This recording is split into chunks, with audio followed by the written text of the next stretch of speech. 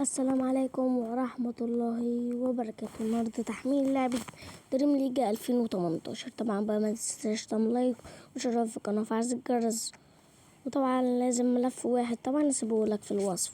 وطبعا ده برنامج زير اشيفر، هو طبعا اسمه اهو كده، تخش عليه كده داونلود ده ويلا بينا على الملف. طبعا هو الملف اهو، طبعا ده اهو كده بالمنظر ده، هو اللي فوق ده يا جدعان ماشي، ده اللي هو تحت وبيبي بالظبط. كده حمل تثبيت وهثبت معاك من دون اي مشكله. طبعا هعمل انا عملت نفس اللي انا هقول لكم دلوقتي. كده تخش على بيبي، بعد كده ضغطه مطوله، بعد كده نسخ، كده ذاكرة الجهاز، بعد كده اندرويد، بعد كده بيبي، بعد كده على العلامه الزرقاء ديت.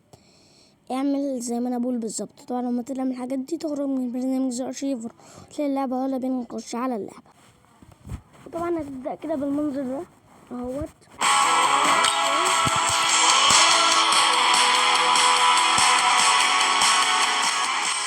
وطبعا هتعمل اوكي، وطبعا هو كده بالمنظر ده هتبدأ اهوت زي ما انت شايف.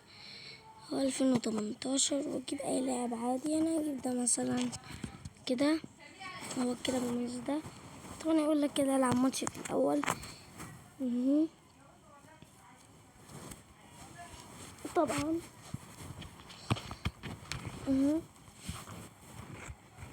يا رب لعبة دريم ليج 2018 تعجبكم اهو.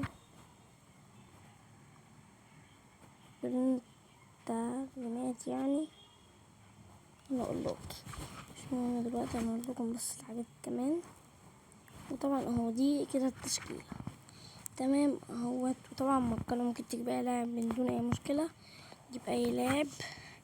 طبعا فوق اهو معاك عادي اهو معاك. وطبعا ده الملعب ممكن تطوره اهو، ممكن تطور عادي جدا زي الأطقم اللي احنا عارفينها. طبعا التشكيلة ممكن تجيب اي لاعب عادي، واوريكم بقى جوه عامل ازاي. فما تنساش بقى تعمل لايك واشتراك في القناة وفعل زر الجرس، وعشان كل ما انزل فيديو جديد يجيلك اللي احنا نزلنا فيديو جديد. ونشوفك الفيديو الجاي، يلا سلام.